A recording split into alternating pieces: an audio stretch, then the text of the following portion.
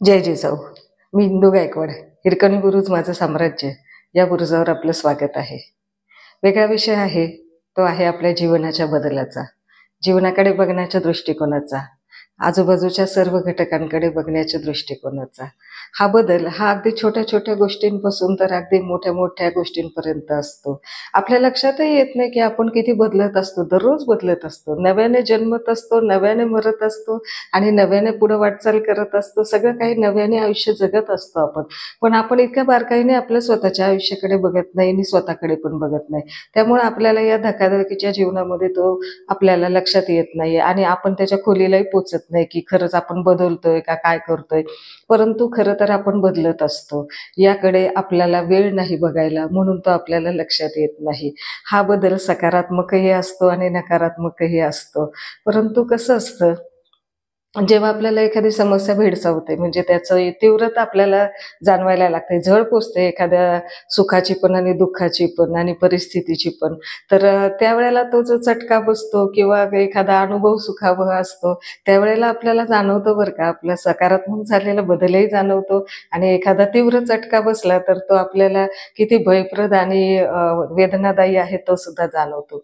पण ज्या वेळेला हा बदल होत असतो आणि आपल्याला लक्षात येतो, जाणवतो, आपण त्याला अनुभवतो, त्यावेळेला आपण त्याच्यात बदल करण्यासाठी आणि त्याच्यामध्ये वेगळं काही साधण्यासाठी त्वरित पावलं उचलत नाही. मग तिथं आपण विचार करत बसतो, की काहीतरी आपल्याला वेदना झाली, पण मग ती वेगळ्या पद्धतीने आपण त्याच्यावरती विचारमंथन करत बसतो. परंतु ती वेदना दूर कशी करता येईल, त्याच्यासाठी उपाययोजना काय करावी लागेल, त्वरित औषध काय करायला लागेल, ऑन द स्पॉट काय आपल्याला हातामध्ये काय कृती करावी लागेल या गोष्टींकडं बघण्याची आणि ते त्वरित दूर करण्याची. तर त्याकडे आपण बदल म्हणजे जो बदल करायचा त्या बदलाकडे आपण लगेच पावलं आपली टाकत नाही. तर तिथं आपण थोडंसं मागं तरी हटतो किंवा मग थोडंसं थांबतो तरी. तर असं धाडस लगेचच्या लगेच आपल्यामध्ये येत नाही की त्याच्यावरती ताबडतोब क्विक ॲक्शन घ्यावी. आता बघा, हा बदल जीवनाचा अविभाज्य भाग तर आहेच आहे आणि त्याशिवाय निसर्गही चालत नाही, माणूसही चालत नाही, माणसाचं आयुष्यही चालत नाही. आता पशुपक्ष्यांचं बघा, प्राण्यांचं बघा, माणसाचं बघा, सर्व जैविक घटकांचं बघा, सजीव सृष्टीचं बघा. प्रत्येक झाड, प्रत्येक माती बदलत असते. सगळं काही निसर्ग चक्रानुसार सगळं काही बदलत असतं. परंतु आपण त्या बदलाकडे बघत नाही, त्यामुळे आपण त्याच्यातनं शिकत नाही, बोध घेत नाही. आपण या भौतिक गोष्टींमध्ये रमून जातो. आपला पोटापाण्याचा व्यवसाय, पैशाची कमाई, इतर भौतिक सुखसुविधा गोळा करणं, जबाबदाऱ्या पार करणं, कर्तव्य पार पाडणं, तर या सर्व गोष्टींमध्ये आपण इतके गुंग होऊन गेलेलो आहोत की या छोट्या अनुभवांचा जो प्रवास आहे आणि जे आपण करतोय, आपली जी दिशा आहे, आपण जे कार्य करतोय आहे त्या वाटेवरती, तर त्याकडे आपण कधी बघत नाही. पक्ष्यांचं बघा, आता स्थलांतरित करणारे पक्षी, तर हा जो पक्ष्यांचा हा जो स्थलांतर करणाऱ्या पक्ष्यांचं वेगळेपण बघा ना आणि त्यातला बदल बघा.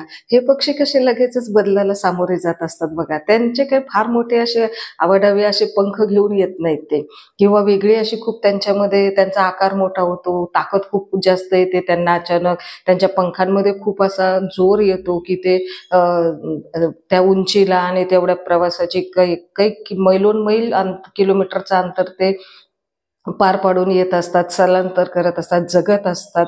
तर ते कसे जगत असतील बरं? ते बदलाला कसे सामोरे जात असतील? त्यांच्या प्रवासामध्ये किती अडचणी येत असतील, किती डोंगर रांगा, समुद्र, नद्या, नाले, जंगल पार करून ते येतात. तर त्यांनाही अडचणी येतच असतील. ते कसे त्याला सामोरे जात असतील? थव्याने ते येतात, एकमेकांना आधार देतात, एकमेकांना बरोबर घेऊन चालतात. कोण मागं पुढेही पडत असेल ना त्यांच्यामध्ये सुद्धा. सगळ्यांचीच क्षमता काही एकसारखी नसेल की ते थव्याने अगदी अगदी बरोबरच्या बरोबर अगदी ते येत असतील, त्यांचा प्रवास असेल तर असं नाही. काही जण थोडे मागेही थांबत असतील, ते पुढे जात असतील, पुढे जाणारे तेही त्यांच्यासाठी थांबत असेल. असं काहीही त्यांच्याही आयुष्यामध्ये होत असेल त्या प्रवासामध्ये, त्यांच्या जीवनाच्या त्या स्थलांतराच्या प्रोसेसमध्ये. तर ते कसे बरं सामोरे जातात? त्यांना हे उपजत कसं ज्ञान असतं की सामोरं कसं जायचं? आणि त्यांचं ते जगतात आयुष्य, एका ठिकाणी थांबत नाही. जरी स्थलांतर करून कित्येक मैल अंतर पार पाडून त्यांनी इथं आलेले असले, राहिलेले असले, जगलेले असले, तरी सुद्धा त्यांना माहिती असतं की आपल्याला पुढचा प्रवास आहे, आपल्याला पुढचा प्रवास आहे, आपल्याला पुढचा प्रवास आहे. आपल्याला एका ठिकाणी थांबायचं नाहीये. आपलं जीवन या स्थलांतरासाठी आलेलं आहे, आपला जन्म या स्थलांतरासाठी आहे. त्यांनी कसं बरं ते उपजतच मान्य केलेलं असतं आणि ते त्या परिस्थितीला तोंड देत असतात, जगत असतात आणि सतत आयुष्यभराचा शेवटापर्यंतचा प्रवास त्यांचा चालू असतो. तर हे कसं असतं बरं पक्ष्यांचं, या स्थलांतरित पक्ष्यांचं? आणि जे स्थानिक असतात ते जागा नाही बदलत, परंतु तिथं तिथं त्यांचं आयुष्य जगत असतं.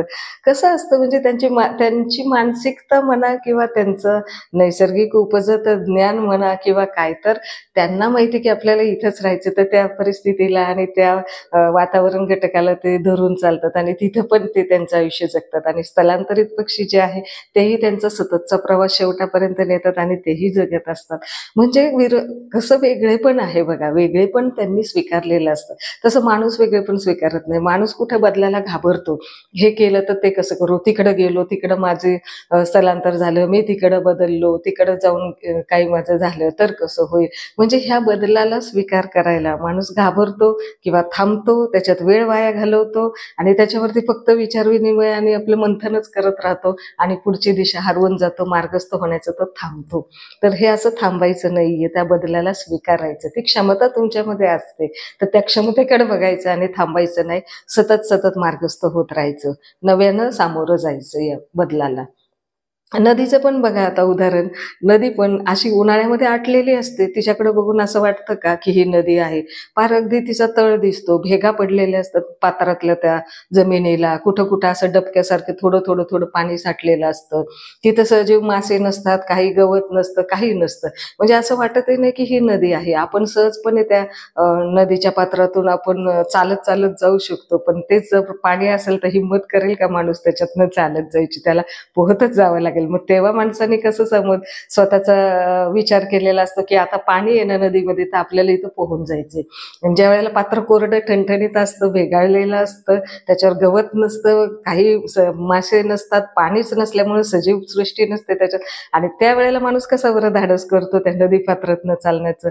म्हणजे घाबरणं हे कसं आहे, परिस्थितीनुसार आणि बदलामुळे आहे. तर त्या ठिकाणी पाणी आहे म्हणून त्या पाण्याची भीती वाटते आणि तिथं मग चालणं नाही तर तिथं पोहावं लागतं.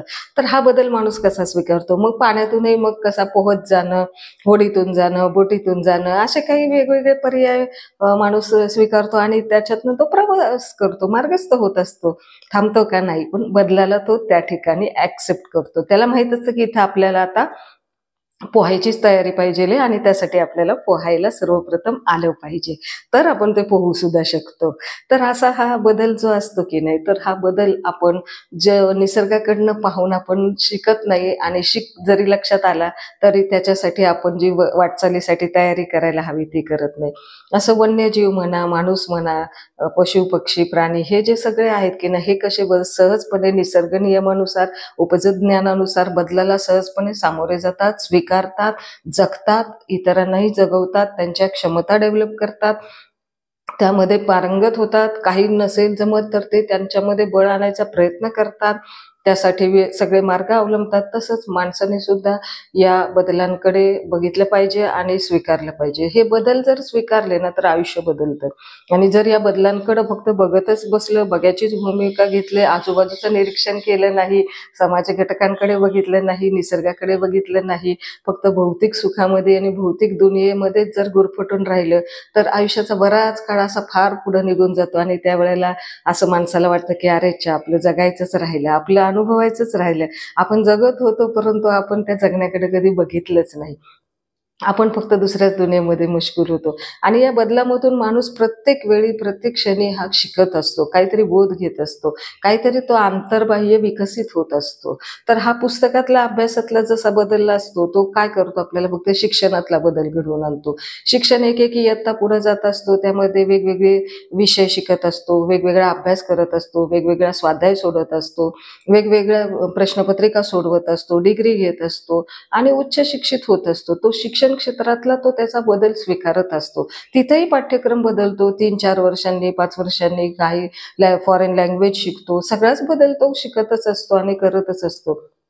पुस्तक बदलतं, विषय बदलतं, शिकवणारे बदलतात, लक्षात ठेवण्याची आपली बुद्धी सुद्धा वेगवेगळ्या विषयांवरती सखोल विचार करायला लागते.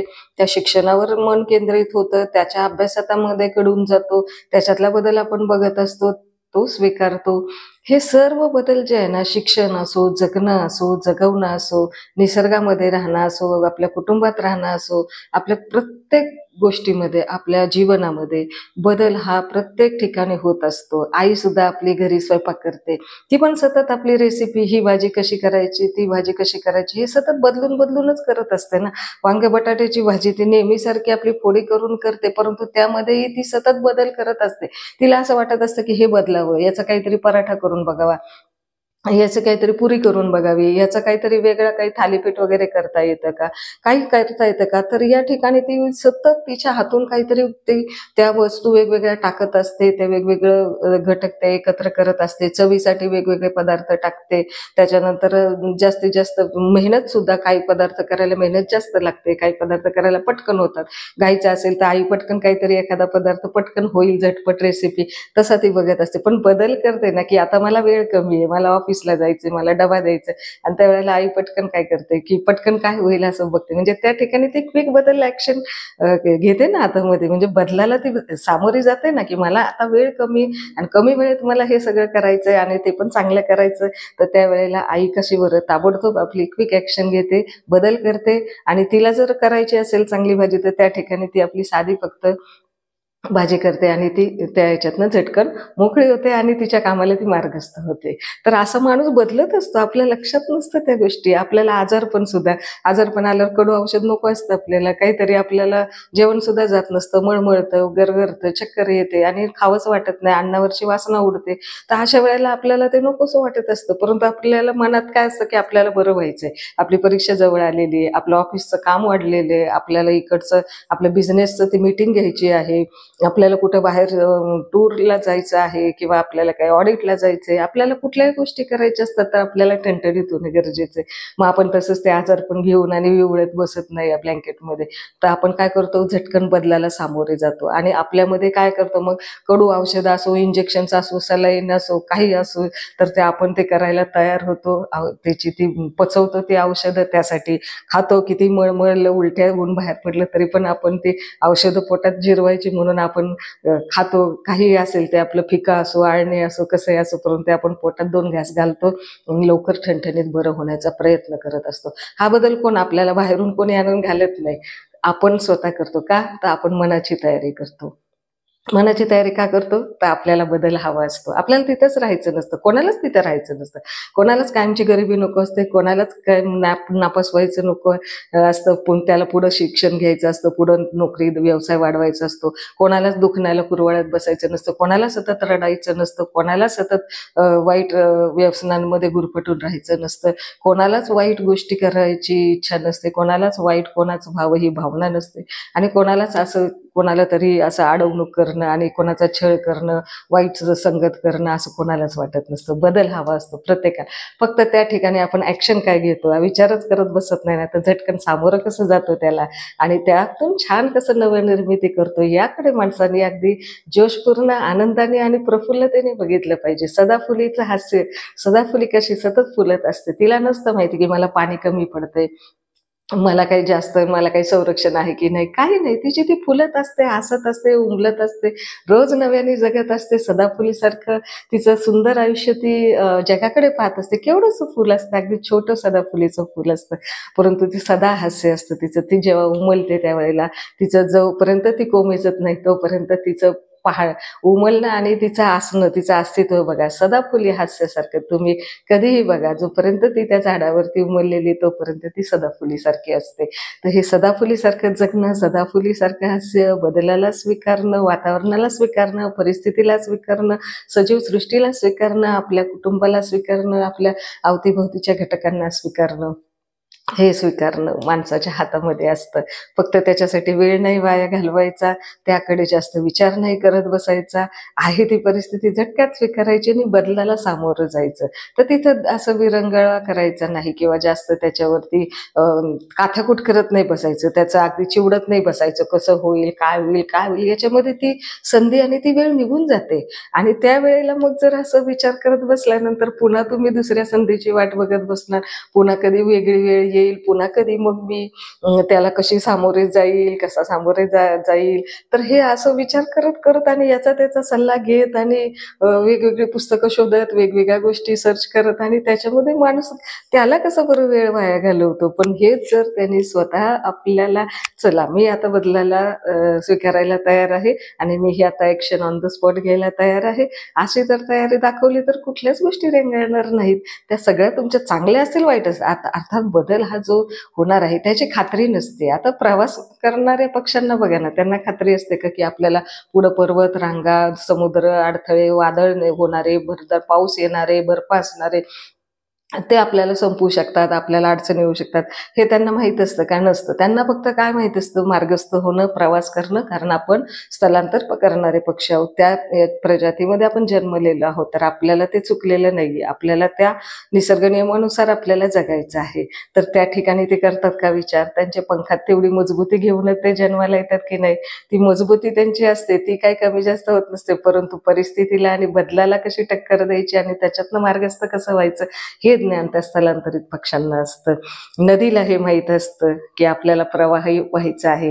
तिचं उन्हाळ्यामध्ये पात्र कोरडं असतं तरी सुद्धा पावसाळ्यामध्ये पूर येतो, ती धो धो वाहते, तिच्या पात्राची मर्यादा ओलांडून ती वाहते, परंतु मार्गस्थ असते, प्रवाही असते.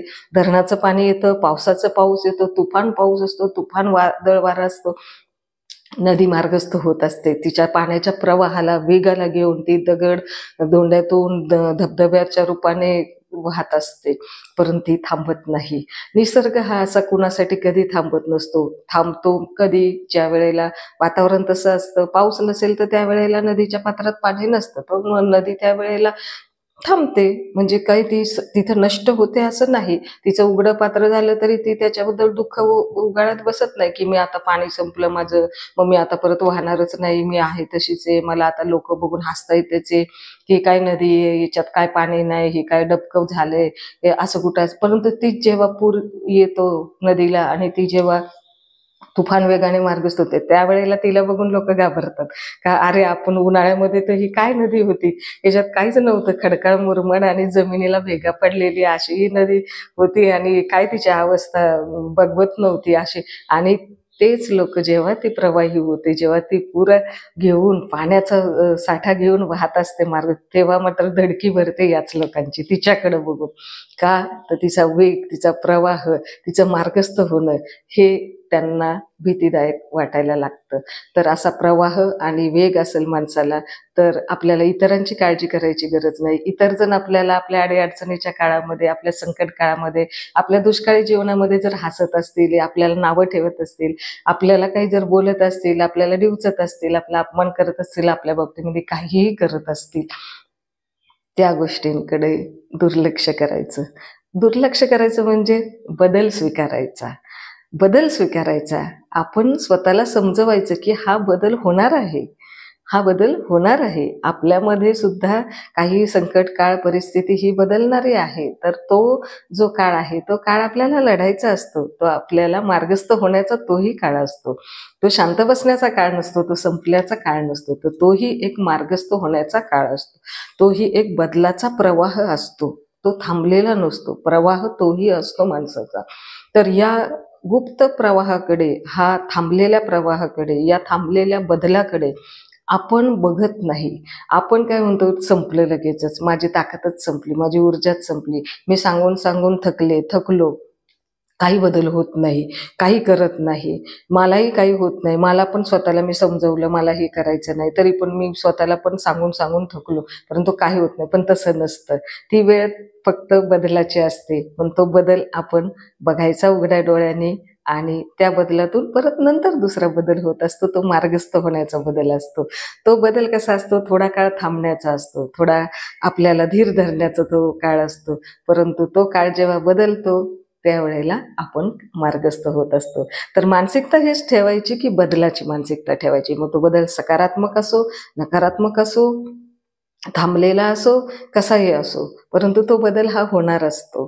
तो जीवनामध्ये सजीव सृष्टीमध्ये जसा होतो, आपणही समाजाचे घटक आहोत, सजीवाचे निर्माते आहोत, निसर्गाचे निर्माते आहोत, सजीव सृष्टीचे आहोत आपण. आपल्याला सर्व काही मन, भावना, शरीर सगळं काही आहे निसर्गाने दिलेलं. तर या बदलांना आपणही स्वीकारायचे, आपणही बदलांमध्ये मिसळून जायचे आणि रोज नव्याने जो बदल होतोय त्याला आपण अनुभवायचे. आणि हा अनुभव घेऊनच आपण या अनुभवाची शिदोरी आपल्याजवळ रोज नव्याने ठेवायची आणि तिला घेऊन आपण रोज मार्गस्थ व्हायचे. सगळ्यांना घेऊन मार्गस्थ व्हायचे, सगळ्यांनी एकत्र यायचे. सगळा समाज घटक, सर्व घटक हे एक आहेत, सजीव सृष्टी एक आहे. तर आपण या सगळ्या घटकांकडे बारकाईने पाहायचं आणि आपल्यासोबत घेऊन प्रवाही राहायचं, बदलाला सामोरं जायचं आणि मार्गस्थ व्हायचे. पुन्हा भेटूया. धन्यवाद.